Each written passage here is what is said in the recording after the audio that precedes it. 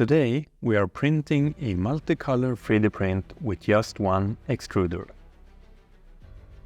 This is Martin from the Make Letters, and welcome to this Fusion 360 3D printing tutorial on the original Prusa i3 MK3S Plus. I've been printing on this workhorse for a couple of years, and today I'll show you how you can create a simple multicolor 3D printed sign in a few easy steps. For this 3D print, I have extruded the text from the Fusion 360 body. The text is higher than the surrounding design. This is an easy way to set up a design that is easy to print in multiple colors. I'll show you why.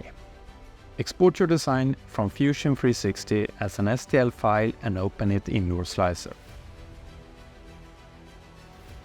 This bar allows me to simulate the 3D print. The secret for printing in multiple colors with just one extruder is to add a color change. This is easy to do in the Prusa slicer. Once you slice your settings, a legend appears with 3D printing details including printing times on each side of the filament change. The 3D printer will make a pause and I'll just change filament. Export your G-code, fire up your 3D printer and enjoy your prints. Two more things before you go.